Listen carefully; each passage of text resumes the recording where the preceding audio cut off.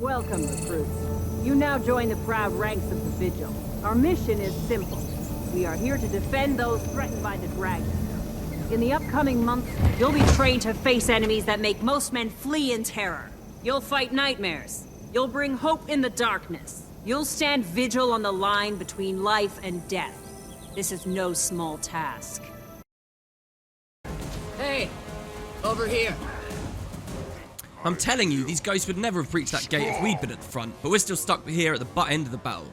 Well, they say if you cut off the snake's tail, the body dies. That may be, but we'll never know that when we have show-offs like Hal charging ahead to the front. Tell him Reaver said that was just plain rude. You can tell him yourself when we see you back here at the butt end. Lucky. This is You your always lucky get the day. fun job. Now! Gridlock needs reinforcements.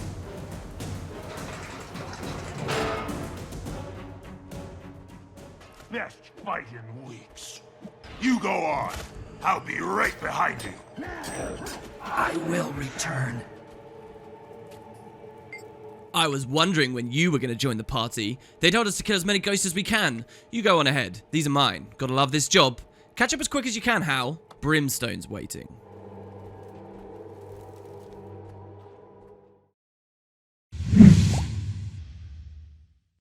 Well, welcome for the first time in this series. I'm doing 2 episodes super back-to-back here because I'm that excited to get ahead and do this next part of the story. Welcome, guys. This is going to be a pretty big one. Big news from the last episode. We've decided to leave Ascalon and the Black Citadel to keep tabs on an order of our choice, and even maybe look with a view to dealing with the Elder Dragon threat. So we actually came here to the Vigil headquarters, and we defended them from a ton of undead that were lured here by an amulet. An amulet that an ex-warband member of ours, a guy called Howl, once upon a time had too. And we're on kind of a mission to see if we can find out where he is, to destroy the power in these amulets, to destroy the Necromancer who has been creating them, potentially an agent of the undead Orion Dragon, and maybe even to find Howl himself, whose body is missing. Let's read the sum up here. We helped Garn Towerbreak defend the Vigil Keep from the horde of undead Rissa's amulet summoned. I've decided to check back in with Ritlock and the other Order reps. This has gone far enough and it's way past time to find Rissa, destroy her and her amulets. I mean, we have been messing about with this for a while, right? And we've got to find out what happened to Howl the Brazen. At Ritlock's suggestion, I've joined one of the Orders of Tyria permanently. We both agreed that this is the best and most effective way to battle the Elder Dragons, and to put a stop to Necromancer, Rissa and amulets. It also has the Sunset way to find out what happened to my missing dead warband mate, Howl, so that he can finally rest in peace. So here we are, we're starting on our char, not even at Ascalon this time. We are sort of on the outskirts of Kryta. We're near the Shiver Peak Mountains. We're at the Vigil headquarters, and we're actually heading deeper into sort of pirate territory. We're getting really close to Lion's Arch now, and we're doing it because apparently there's a swamp nearby where we can find the Necromancer themselves. It's all the way over here, so we get a bit of a tour of Gendaran Fields as we go. I wanted to point out as well, by the way, I've upgraded my gear and stuff a little bit between the 2 episodes. I also wanted to spend more of our hero points because we've got 14. So I want to finish off one of our specializations, really. I know we've seen barely any utility skills, right? Like, there's tons more we can learn and get. But I think traits are really fun as well. So we've got 14, and I'm thinking if we buy... I don't know, if we get 16, we can get, I don't know, up there. What about strength? Let's go strength. Oh, if we've got 9, wait, how many? 19 there. Here we go, let's do this. We'll go up to Pinnacle of Strength. So let's look here. So we just got another trait, right? Might applied to us now grants more power. So remember all these things that give us might? Might is now worth more on us. That's pretty nice. We could also take this here, by the way. It's called Great Fortitude. It gives us more health based on power. So, this reminds me a bit of Jack's early game League of Legends, actually.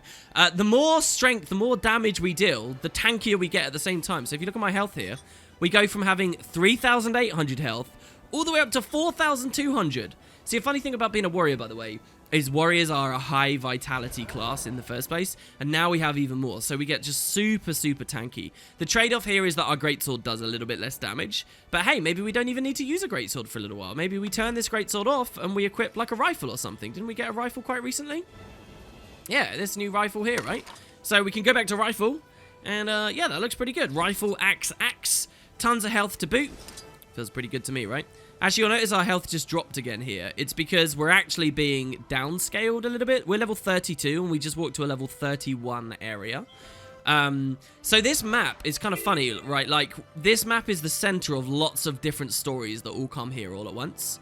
And so it sort of has to be a bit of a weird level range. As we start traveling south from here to Lion's Arch and beyond, the game starts getting tougher again. So anyway, here's a cool little hamlet. There's plenty we'll do here eventually one day. Cornucopian fields. Right now it's just a bunch of smelly, stupid humans around here and their farms, which we obviously don't care much about. We're a man with a plan, so we're just gonna run on by. Oh god, I accidentally hit that. I hit a wasp.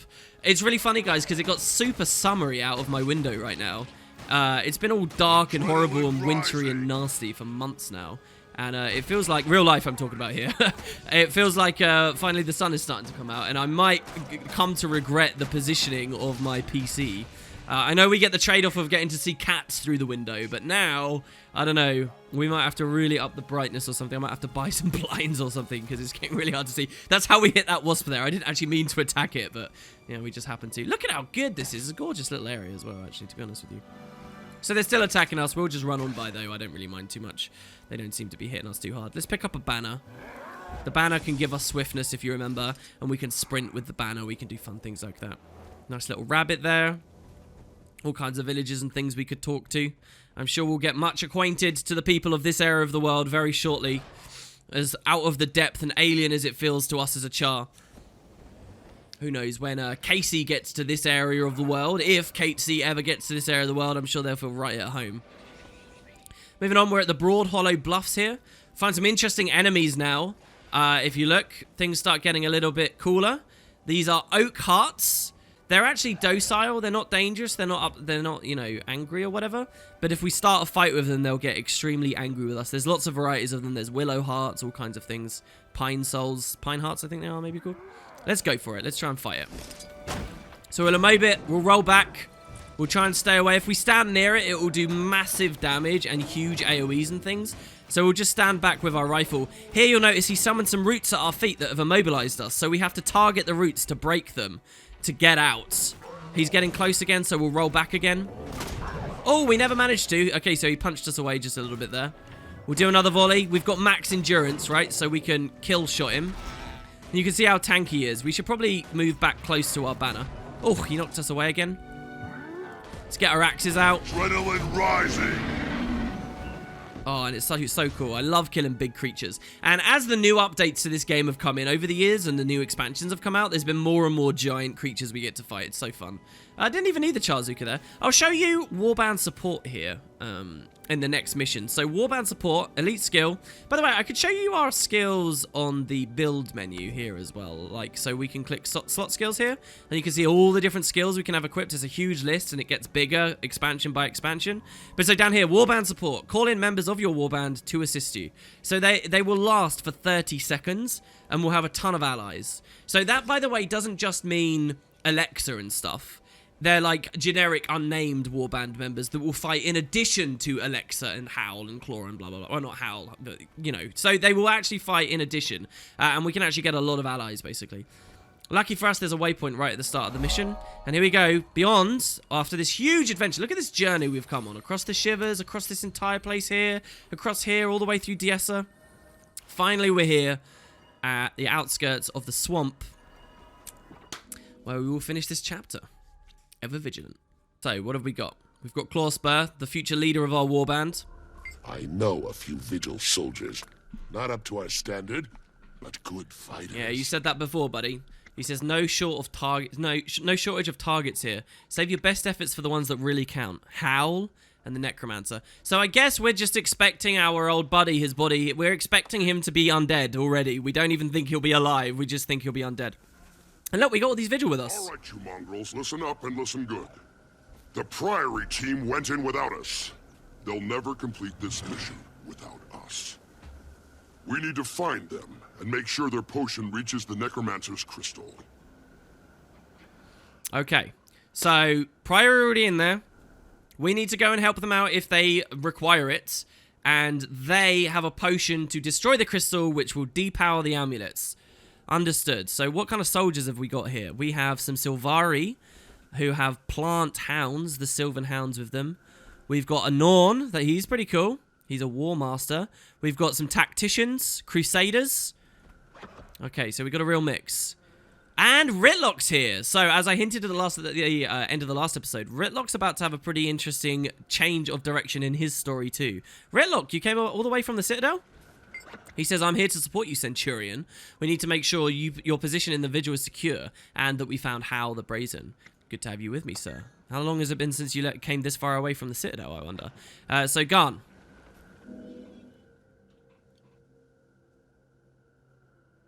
I'm glad you're here. The Priory jumped the gun and went in without Vigil support. Gon has more details. The Priory team took the detector and the crystal-dissolving potion. Our objective is to find them. Ready for your first mission, recruit? More than ready. All we're doing is making sure the potion reaches the crystal. They should have given it to us in the first place. Never send a pencil pusher to do a soldier's job. I'm ready to move when you are. And I'm not leaving until Hal, Rizza, and the Dragon Crystal have all been dealt with. Listen up. Those Priory eggheads jumped the gun, but we can't let them foul up this mission. Spread out and search for the Priory team, and watch each other's backs. Now, into the swamp! I love the look of that settlement all the way out there, by the way, off in the distance. So yeah, the Priory are great thinkers. I can't give you orders, Tribune, but this is still a Vigil operation. I'm just here to observe and support. I want to see this through as much as you and the Centurion. So interesting power dynamics here, right? Because he is a Char, remember the High Legion. He doesn't outrank a Tribune, but it's a Vigil operation, so it's like who steps on whose toes. They've already ran in, oh my god. Like I was saying, the Priory, you know, they're great thinkers, but they're not necessarily great fighters. So we may have to help them out here. They summon a banner. This is going to be a truly infested swamp. Luckily, look at this. We got Vigil allies here. The Vigil are fighters. We get the most powerful of Norn, who turn into bears and things. Oh, it's great. Alright, so let's just well through these guys, blow them up as much as possible, protect our allies. And so here we go. So let's use our Warband support here. Boom. We get Blood Legion Marksman and a Blood Legion Soldier. And these guys will actually come along and they will fight with us. And they will do as much as they can for as long as they can, which is really great.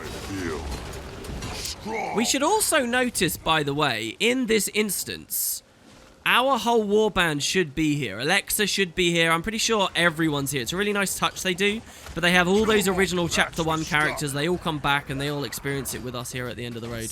I'm pretty sure anyway. If it doesn't happen with the Vigil option, it certainly does with some of the other ones. And it's a weird experience, actually, being able to see all these cool Char characters all fighting and experiencing stuff like way out here in Gendaran Fields. It's one of my favorite things about playing as a Char. You get like this great sense of cohesion that Chapter 1 flows into Chapter 2, flows into Chapter 3 really well, instead of them feeling too disconnected. Oh god, we triggered a cutscene with an abomination near us. Uh-oh. Hal, can you hear me? Do you understand? Give me a sign that you're still you, or I'll have to... Look, just say something. Hunger. It hungers. We hunger. He's gone, Centurion. The corruption's got him. That's not the soldier you knew. Yeah, and this thing insults his memory. Hal was a good soldier, and my comrade. I'm not leaving him like this. And so it's Hal. Oh my god, yeah, we're being attacked. Oh, it's really low though. Our allies. Oh my god, our allies did so much damage to it. It's like dead already. Jesus, that's amazing. Here's Hal. Hal the Brazen. So one thing I love about this, right, is you're going to see a lot of this because the core story is all about Zaitan, right? So there's like a lot of zombie sort of themes and undead themes and story plot points, which in any other franchise you might expect them to just linger on this and like, oh hell, and we're devastated and whatever. But no, we're the bestial mighty Char. We don't care, and we just immediately recognize it's not him, and we're happy to gut the poor guy. So this huge chapter, this whole adventure, we've been hoping to find him, and at the end of the road, unfortunately, he is a zombie, and we're gonna slam him down. Damn your eyes. With the benefit of our allies, old and new. So goodbye, Hal. We knew you hardly well enough. So yeah, what seemed like a throwaway line very early in the story ended up sort of snowballing into a pretty big thing here. So what's going on here? There's dead Order of Whispers agents. It looks like they didn't do well. So here's a person called a Lightbringer. That's one of the Order of Whispers ranks. Ugh, that hurt. What was it that hit me? Hey, it's the Vigil. I knew you bash first, ask later types would come in handy. Hi, how's it going? And this is coming from someone we found face down in the mire. What happened here? We lost track of the Priory team at the Crystal. Something went wrong for them and then for us. I don't remember the details. Better than nothing. Stay here, we'll find that crystal. Alright, so we helped her back to her feet, but she's gonna have to stay there. Look at all these dead whispers. These other orders don't seem to be doing very well when they're out in the middle of risen-infested lands. So let's see what we do. We got the badass Ritlock Brimstone with us. I mean, this is all pretty cool, to be honest. We got a lot of really great heroes with us here. So let's take these guys down nice and smooth. Very easy. I've been paying keen attention between the most recent few videos to make sure our gear is like all up to snuff, right? So you'll notice we've got our double rings, we've got an amulet, we've got back piece, we've got full armor, we got the full set, and it's because we're slowly ramping up to having to seriously pay attention to the game very soon, which we will have learned about by the end of today's episode, believe me. So there's a pretty creepy looking cave here. What do we think about this, guys? Oh, more undead. All right. And more abominations over there. I really don't want to have to fight those abominations. We good, guys? Let's throw an axe at that. Oh, no, we got a rifle, right? So I can just shoot him down with the rifle. God, I love aiming with a crosshair on ranged abilities like the rifle. God, it feels so good. We can go proper over the shoulder. Proper action combat. All right, who's this? Here we go. It's the Necromancer. And it's an undead Asura, it seems. Ah, my furry friends, you've come far and accomplished much, only to die and be reborn as my undead slaves. You owe me, Necromancer. For Hal the Brazen, and everyone else your amulets defiled. I'm going to paint this swamp red with your blood. I doubt it. The Dragon Crystal has so much power. Besides, I've already imbued the mire with enough toxic magic to kill you where you stand. She's right, Centurion. We need to deal with her quickly. If the Priory potion is still in that cave, we can still end this. Quickly is just what I had in mind, Tribune. Come on. Let's see if the Necromancer can resurrect herself. Man. Now, at this point, we really don't know much about these Asura characters, but whenever they're in the story, they seem like they're completely no good. And this Asura is no exception. The Necromancer all along was an Asura? I mean, bah. We really don't understand much about them, but Jesus. Let's hope that we can kill them and everything will go perfectly fine. So here they've summoned a ton of grubs.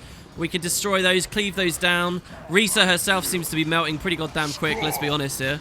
Let's take out this extra grub, kill all the little ones before the final boss.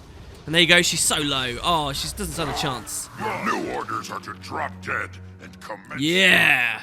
Awesome, let's get in this cave. So here's this crystal. This crystal looks kind of purpley, which might make you think it has something to do with the Crystal Elder Dragon Kraukatoric. But I think in truth, really, it is to do with Zhaitan, and it's just that the devs have kind of established that crystals are great capacitors for magic, and so it's just infused with a lot of Zhaitans. Looks like the Priory team. Search their bodies. We need to recover that potion. God, so we've got all these bodies to look through. So here's the crystal itself, right? Looks pretty intimidating and creepy, right?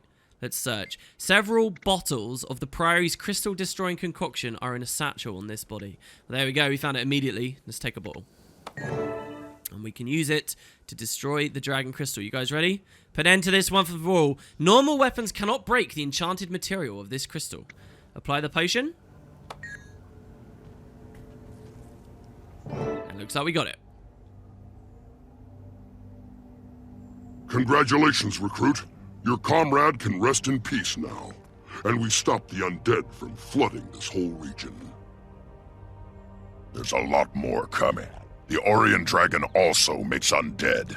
And it won't stop at a single region. It'll take over the entire world. Then we take the offensive. The dragon is our new target, just like the crystal was. We kill it, we cut off the flow of Orion undead at its source. Agreed.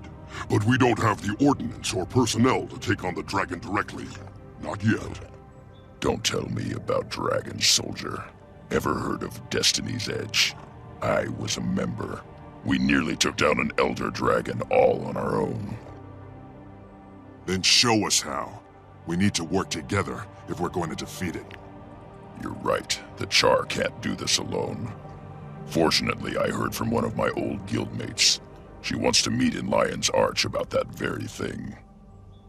Lion's Arch is also your next stop, recruit. There's a Vigil contact waiting with your first official mission. Glad to have served beside you. Good luck. I'll keep an eye out for you in the city.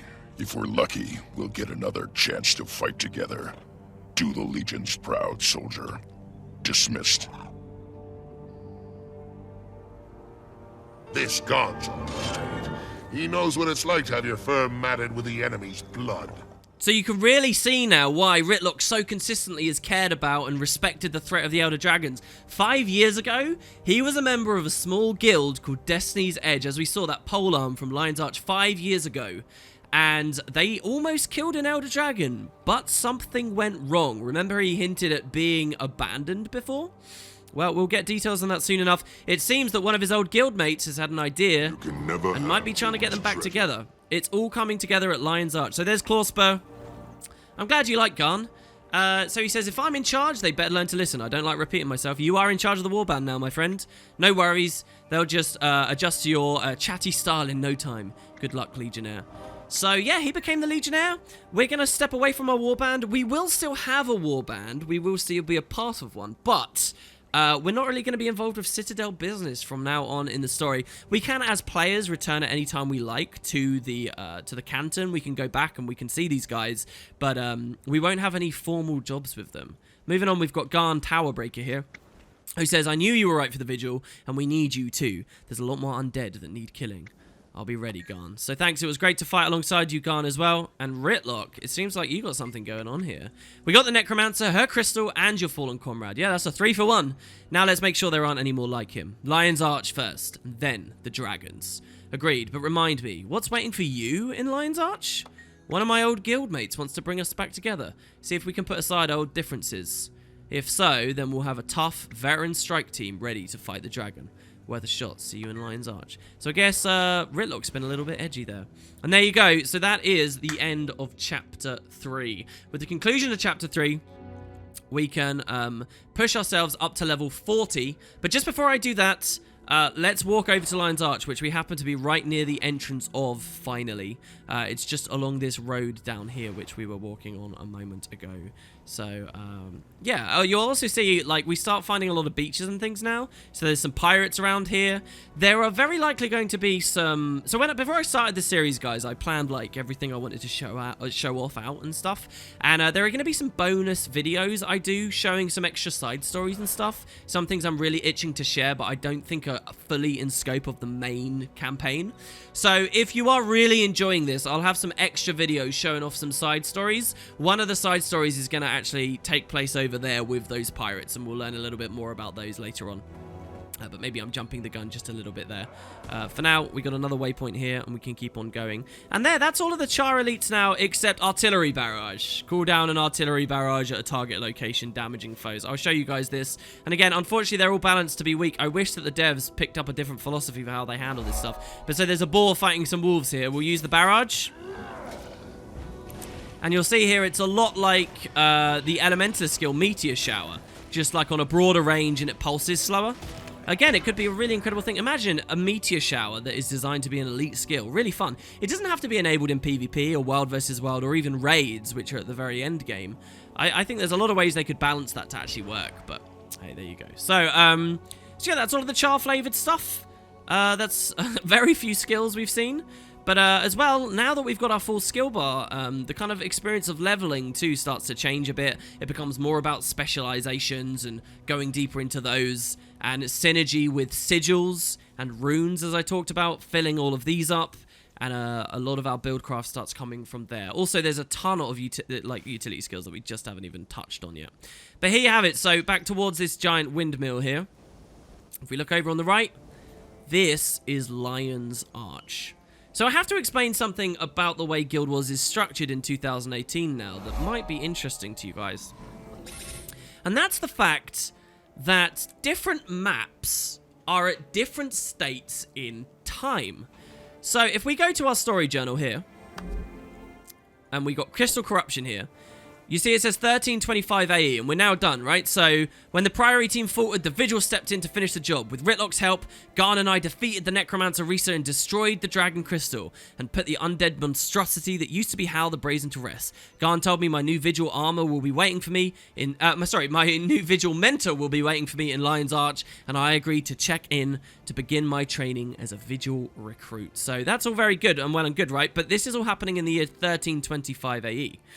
The actual story of the game is many years later now. Every year of real time since the release of Guild Wars 2, the story has progressed one extra year. The campaign has gone 1 year forwards. And so something actually major will happen to Lion's Arch later in the campaign that I kind of have to tell you, as it's a spoiler that's unavoidable. The city of Lion's Arch, the pirate city, will actually be destroyed. Fully blown up. And then they'll spend a long time repairing it. And once they rebuild it, they turn it into a giant fortress. So what we're about to walk as we go into Lion's Arch here, we don't just go to the main hub city of the entire game, but we're actually kind of stepping forwards in time. And with this cutscene, we're kind of in the year 1328 and beyond now.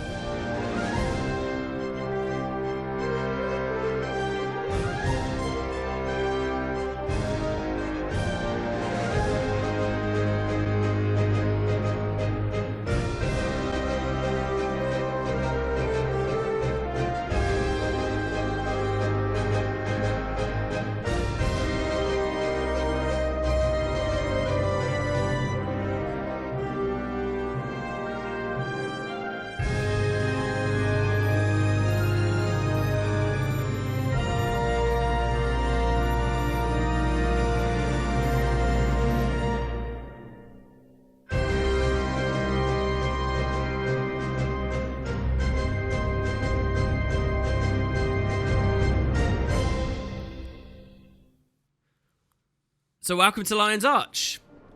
Here's the funny thing. The story we're currently playing is, and I mean this is a beautiful city by the way, it is very, very, very cool. But the story we're currently playing is not set in 1328 and beyond, it's set in 1325. So the way the devs handle this is actually quite inspired. At level 40, by the way, we start getting some interesting rewards. You'll notice they've given us a couple of boosters. So these make us stronger, but are very rare and difficult to get. And I'm going to hold on to these. I'm going to hoard these for a challenge upcoming. And also, check it out. Now that we're level 39, rare loot has unlocked for us. So now, as we kill things around the world, as we explore, we have a chance of finding yellow gear. We can buy yellow gear off of the trading posts and so forth. Rare stuff is like even more statistically potent than the previous, okay? And in yellow and rare gear, we can get stronger sigils and stronger runes. So before we only had access to minor runes, now we can get major runes, all right? And we can get any number of these, Melandru, Lissa, or Grenth. We're at Char, we don't care about any of those really, but there you have it. And then finally, level 40, personal story chapter 4 has begun. So, the next chapter is called Order Neophyte, and if we look here, this is still set in 1325. So something amazing happens. So that ArenaNet can develop a story that is constantly moving and evolving in real time, but also tell us the old stories at the same time, when we enter here to meet Ritlock, we go to this instance setting the stage, and we actually travel back in time to what Lion's Arch looked like when this part of the campaign was actually going on. So you'll notice we look like we're in a totally different area of the world now. This is Lion's Arch as we actually knew it. After Howl was defeated in the swamp, as the Vigil decided they wanted to go for the Elder Dragon of Death, as Ritlock received a message from his old guildmate, when he and the hero arrived in Lion's Arch together, this is how Lion's Arch actually looked. A pirate haven. This is the Lion's Arch that will be later destroyed and rebuilt. But we, as a 2018 player, are still allowed to revisit this area of the world and explore it and enjoy it. It's just we get like this sepia kind of tone pointing out that, you know, this is back in time, this is old Lion's Arch. So hopefully that makes sense to you guys. This is the LA of yesteryear. And how it gets destroyed in the end, well, that will be something I'll leave for you guys to wonder about until eventually we get there in the story.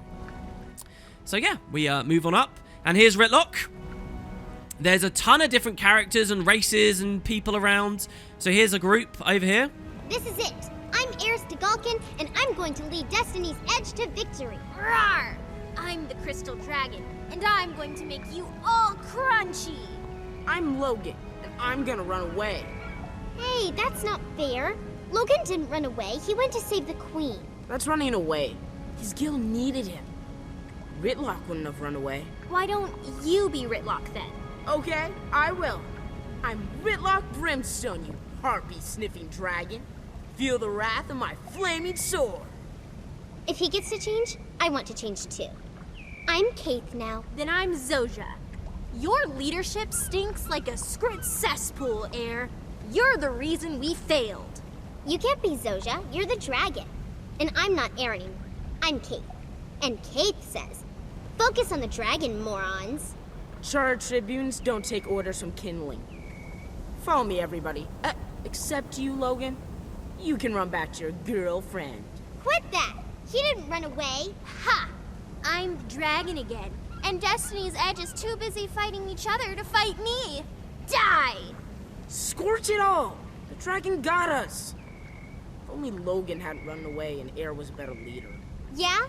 Well, if only Ritlock had stuck to the plan and Zoja wasn't so cranky. Destiny's Edge tastes delicious. Now I shall conquer the world! Okay, everybody stop. This isn't working. Let's play Renegades and Separatists instead. Dibs on Ajax. Who's Ajax, you might be wondering. You're probably wondering a hell of a lot right now. So these children are reenacting and playing out the story of the heroes Destiny's Edge, the legendary band of adventurers of which Ritlock was a party to. 5 years ago, and this is a story that if you read the novel Edge of Destiny, you learn all about. 5 years before the start of the game, they went on a mission to defeat one of the Elder Dragons. The Elder Dragon known as Kralkatorrik.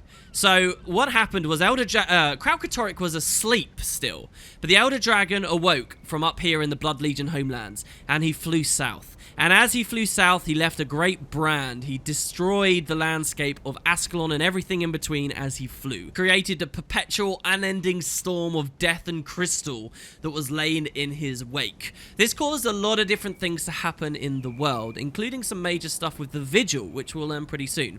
But so as the dragon flew south, it was flying to meet Destiny's Edge. Destiny's Edge, these 5 heroes, these 6 heroes actually at the time, deliberately provoked the dragon. They were waiting for it here in the Crystal Desert. They were watching and waiting. They had an allied dragon alongside them. They had multiple Asura. They had a perfect game plan. They, as an adventuring party, represented all the greatest races of Tyria.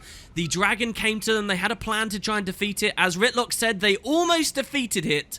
But as the Elder Dragon flew over this area of Ascalon, it flew over a city called Ebonhawk. And when it flew over Ebonhawk, the queen that we've already met in this series, called one of the adventuring party away. Logan. Remember Logan from the human stories? They pulled him away. And after that, everything kind of fell apart. I could give you more details. There's other sides of it, like their leader kind of didn't have a backup contingency plan that was good enough. But there's no need, because we'll learn that all very soon. And with that, they failed to defeat the dragon. They had numerous casualties at the end of the fight, and the entire band fell apart. They went their separate ways, and they went off back to where they came from, and they haven't met up again for 5 years. Until, at some point recently, while we were dealing with Howl, in the background, one of that adventuring band sent Ritlock a message, and presumably all of the others a message, because one of that band wants to get them all back together. And here they are now, in Lion's Arch, 1325, about to see if they can get back together and fight the Elder Dragons after all of this time, after the catastrophe that went down 5 years ago. And so we get to sort of interlope and see how this feels. So here's Ritlock himself.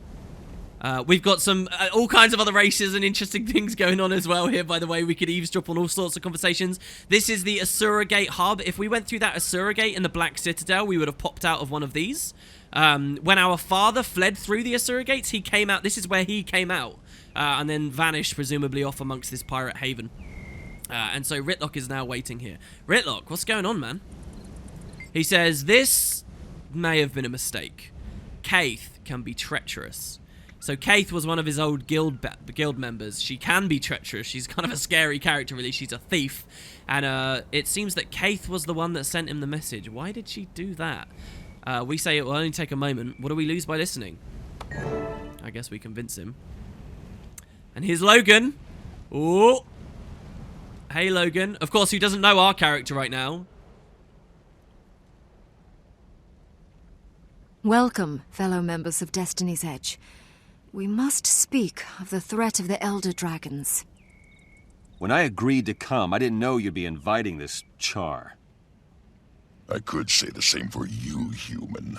Finally crawling back for forgiveness, Logan. I've done nothing that needs to be forgiven. Logan, Ritlock, enough of your squabbling. Kaith, I doubt that we can unite again. Not after our last mistake. The Norn's right. When heirs to Galkin makes mistakes, people die. Is that what you think, Zoja? That what happened was my fault? Please, all of you, our time has come. We must help the Orders. We have fought the Elder Dragons before. And lost. Because someone couldn't keep up with us. You have something to say it to my face. I would if you weren't always running away. I should gut you and be done with it. Gut me? With what? That human-made sword you looted from Ascalon? I've had enough. We're done here. Running away again. Ritlock, you're just making it worse. Ha! Look who's talking! Logan's right, for once. I have more important things to do. I'm done with this. And I refuse to waste my efforts on cowards and fools. Goodbye, Kaith. It's sad to see Logan and Ritlock argue. If only there was something to bond them together. Yes, I know it might help. Kaith, I have to leave as well. I fear this meeting was a mistake, but maybe I can fix it. We failed, then. Failed to bring Destiny's Edge back together. We cannot help the others. How can we help Tyria? So those last two, the two ladies, well, actually, mind you, so the Asuran, you're not going to understand any of these characters right now, and that's perfectly okay, guys. We understand two of them, and the two we understand seem to really hate one another. But it seems that Kaith, who orchestrated this, really wants the band back together, and so does Air, the Norn. You should understand that this Norn, she may be a mystery to us right now, but she was their leader. Genuinely their leader, and she seems to have just hatched a plan, based on what they said in this argument, to bring the guild back together, even though this first meeting might not have worked very well. Let's speak to Logan here. Oh, he won't say anything. Kaith won't speak to us. We really don't get their perspective because we're a char. So the only person we can speak to right now is Ritlock. Hey, dude. He says, you see, this is why I returned to the Citadel. None of them has the courage enough to fight. And we can say to him, well, they're not char. You can't expect them to live as we live, staring every moment into the jaws of death.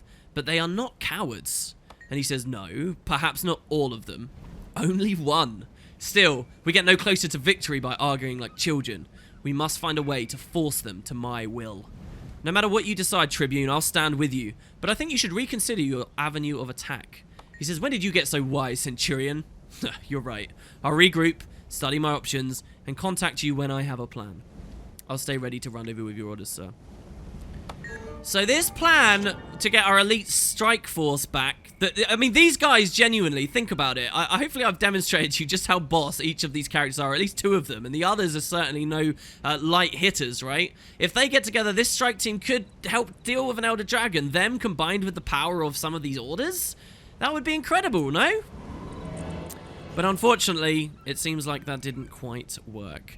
We could hang around in old LA a little bit longer here, by the way. So this statue here is a very interesting construct. It's rare to see the races collaborate, but here in Lion's Arch, you actually can see a testament to the combination of many different races' technology. It's got like Asuran technology for the little model boats, the Norn sculpting, the Char movement for like spitting the water or something, I say. There is actual lore that says, you know, it's a combination of all the races.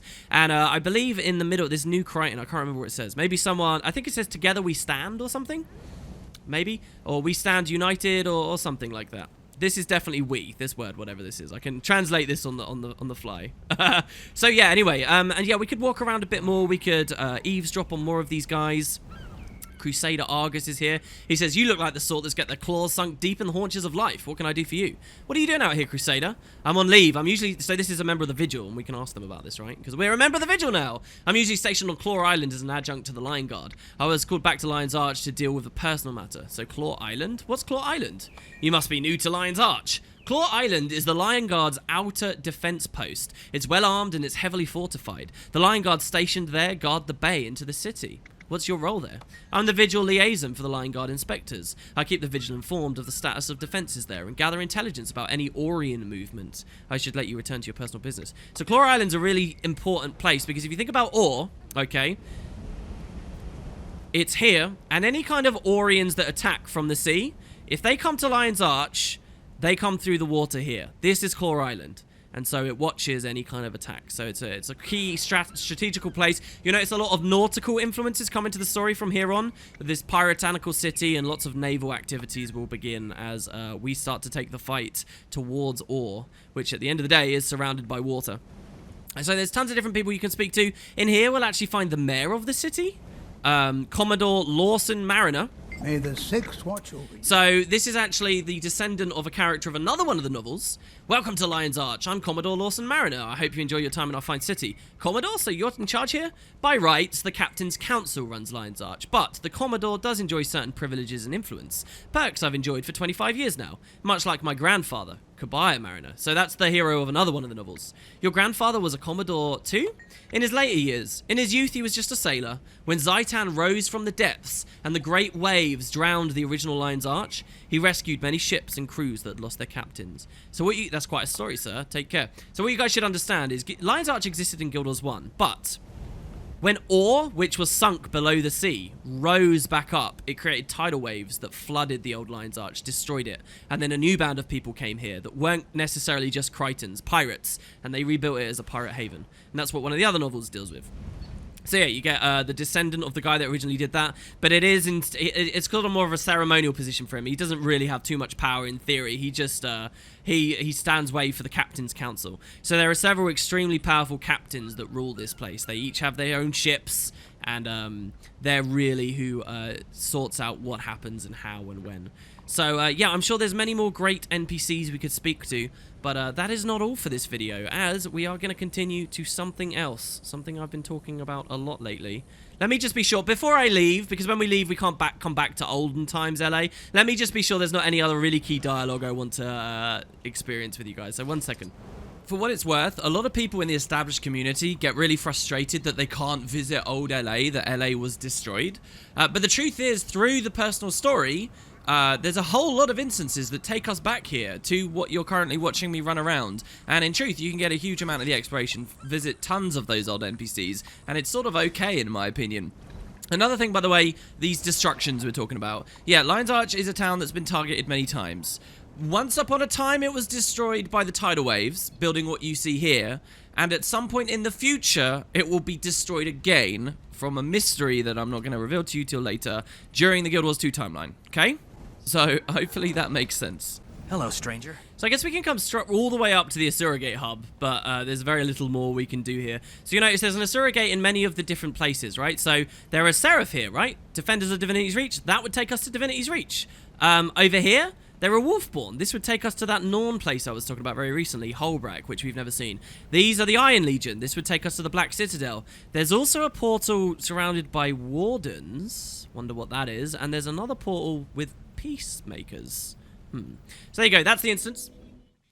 Moving back out now, we get a choice of what to do. So this is the first time the story's really done this. In the current expansions and story, it happens all the time, but this is the first time here. We kind of have a bit of a branch. We've just joined the Vigil. So undoubtedly, there's all kinds of exciting things we can do with the Vigil. And indeed, we've just got a mail telling us to rendezvous at the keep. But we also earlier got another mail from a mysterious character. Your herald. An introduction. Greetings. We have not met. but I have long been a follower of your exploits. I'm a collector of tales of great daring and heroism, and your name has come up increasingly in the stories that have been reported to me. I've spoken with your mentor, and our mentor being Ritlock, and the suggestion was made that I contact you and add your stories to my collection. Your mentor was a member of an adventuring group known as Destiny's Edge. They were legendary heroes, but went separate ways about 5 years ago. For reasons I've yet to discover, none have chosen to share that full story with me. If you discover the nature of their separation, I would be most appreciative. Thank you for your help in this, and I will get in contact with you in the future and hope to keep you in touch with the whereabouts of Ritlock and the other members of Destiny's Edge. Through this, I will remain your herald. And so then, after learning of them splitting up here at Lion's Arch, we get another mail from our herald. The restless ghosts of the Ascalonian catacombs. Hail, mighty hero! Destiny's Edge was a guild of legend, and it saddens me to hear they no longer wish to be together. However, I have heard through my sources that Erstagulkin, remember this is the Norn we saw who said they had an idea? Erstagulkin has made a beeline for the catacombs beneath old Ascalon. So this is, you remember that meta event I told you at Ascalon City? It's near there. We walked there in a previous episode. I don't know why she's going to that haunted ruin, as it's swamped with human ghosts, victims of the foe fire. More importantly, the catacombs are in the heart of Ashford, which is now Char territory, and Ritlock will not be happy with this particular Norn tromping through his territory. Thought you might be interested. Your herald. So we're more than familiar with this. We're familiar with Ascalon. We're familiar with the plains of Ashford. We're familiar with this region of the world. In fact, we have a waypoint right near there.